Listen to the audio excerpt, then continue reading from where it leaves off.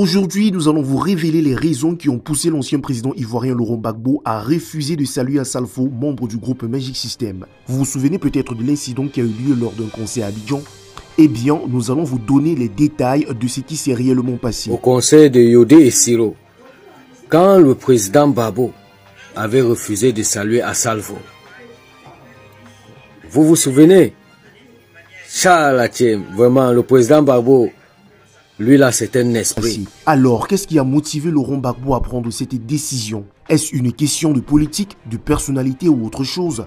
Regardez notre vidéo pour découvrir les raisons derrière ce refus et pour en savoir plus sur les tensions qui existent entre ces deux personnalités ivoiriennes.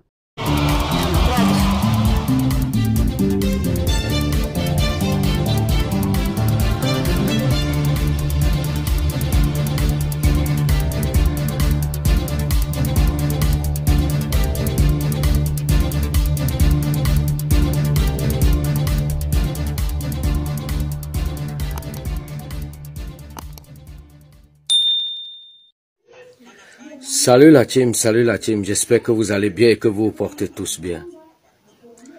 Oui la team, vous souvenez-vous, au concert de Yodé et Siro, quand le président Gbagbo avait refusé de saluer Assalfo,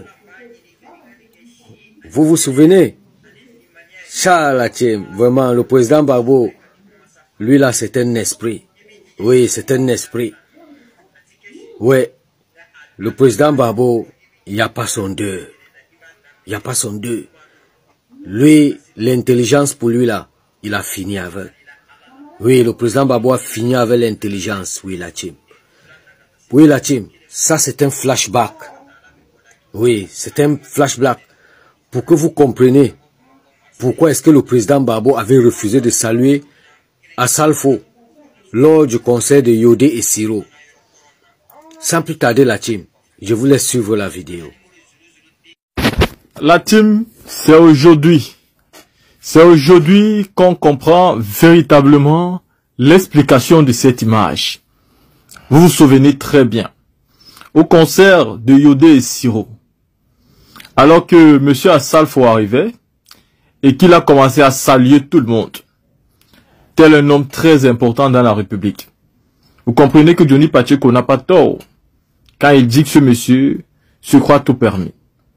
Il salue, viendra le moment où il arrivera très près du président Laurent Gbagbo. Il va arriver proche de lui pour saluer le président Laurent Gbagbo, mais la sécurité du président Laurent Gbagbo va l'en dissuader. On va lui dire non monsieur, vous ne pouvez pas, limitez-vous là et allez-vous-en. Mais Assalfo ne veut pas. Il fait tout pour saluer le président. On dirait qu'il a mission. Il devait tout simplement comprendre que celui-ci ne veut pas.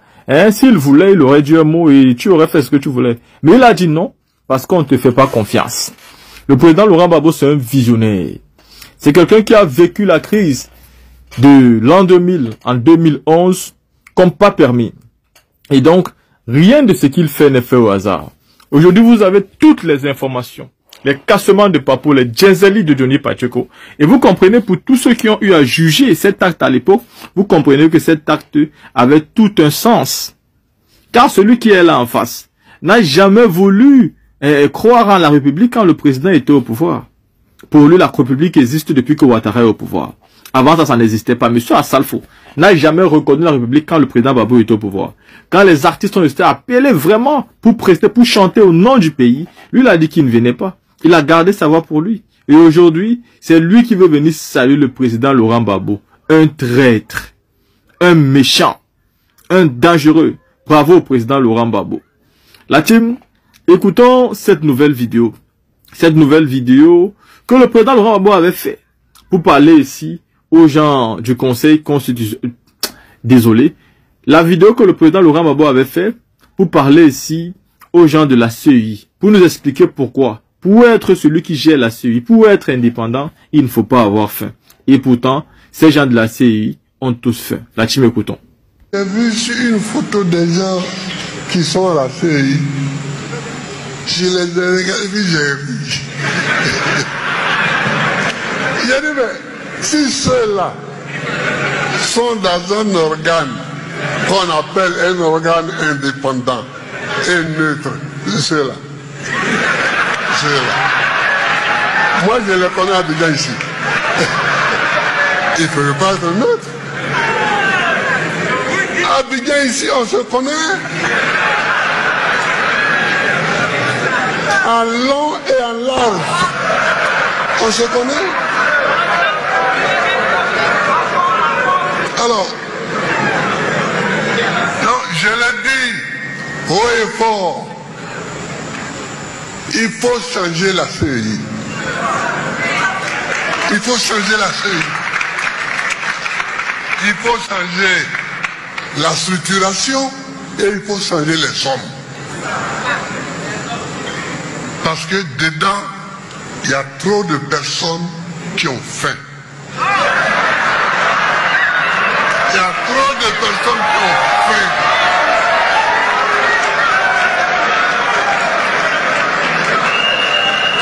Il y a trop de personnes qui ont faim. Et ce n'est pas à une personne affamée qu'on demande d'être neutre. Parce que vous lui donnez un morceau de pain, il est avec vous. Oh, qui peut donner des morceaux de pain? C'est celui qui est assis dans une boulangerie. C'est celui qui est assis dans une boulangerie. Donc, il peut donner des morceaux de pain. Alors, salut, tu as reconnu l'homme, je suis Didier Vakane le Pékiani. D'abord, d'après il y a de Boston, Koumansi. Petit Bostonais de Koumansi. Voilà. Alors, j'ai vu, urgence, toute personne qui va apposer ses commentaires sous les publications de Denis Patrick. Ça veut dire que toute personne qui a commenté les trucs de Denis Patrick qui vit en Côte d'Ivoire, qui va partager les publications de Denis Patrick qui vit en Côte d'Ivoire, la justice peut venir nous conseiller. C'est que vous allez mettre tout le monde en prison. RADP, vous êtes des vrais comédiens, des vrais plaisantins. Vous pensez que la dictature là, ça peut s'éteindre jusqu'à sur Facebook, c'est vous qui payez notre connexion. Quand on commence, c'est vous qui payez notre connexion chaque matin, on ne peut pas partager. C'est vous qui devez nous dire ce qu'on doit partager. Vous êtes les gros plaisantins. On va partager. Même si moi je ne constate pas ce que Denis Patrick dit parce qu'il parle trop, les gens ne pas trop, faites attention à eux. On va partager. C'est pas pour te payer nos connexions. Quand Denis Patrick était CPI, il insultait Gbagbo Laurent. Quand il insultait les présidents de l'AES à votre compte. Quand il insultait Guillaume Soro à votre compte. Quand il disait n'importe quoi sur la femme de Gbagbo Laurent à votre compte.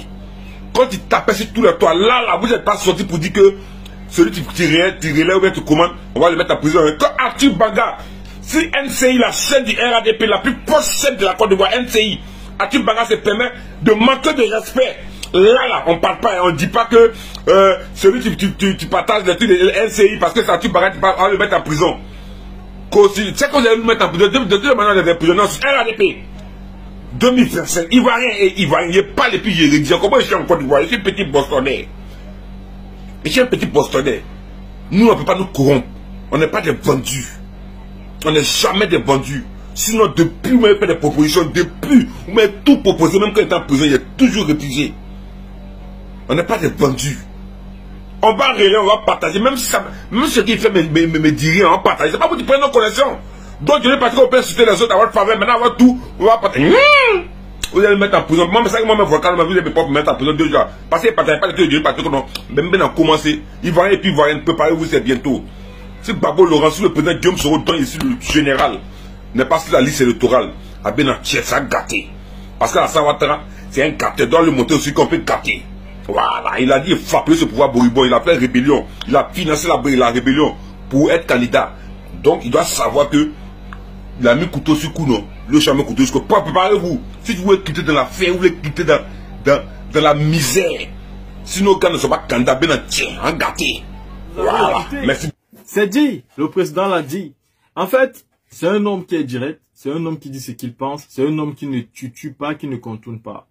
Ces gens que vous avez vus sur la photo de la CEI, est-ce que ces gens peuvent être crédibles réellement?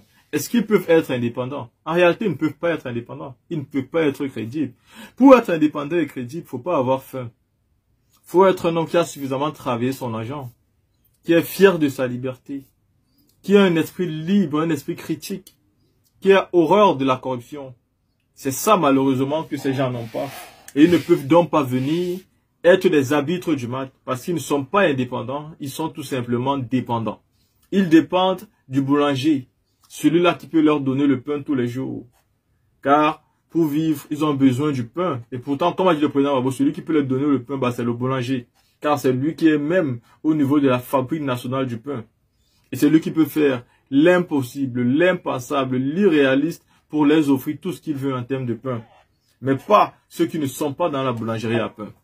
Dans la team, vous venez de comprendre ici que le président Laurent Gbagbo a totalement raison. Et à côté, je vous ai ajouté cette vidéo de Didier Volcano qui dénonce certains communicants RDR qui disent depuis quelques jours ici que tous ceux qui doivent partager aujourd'hui les contenus de Johnny Pacheco doivent être poursuivis.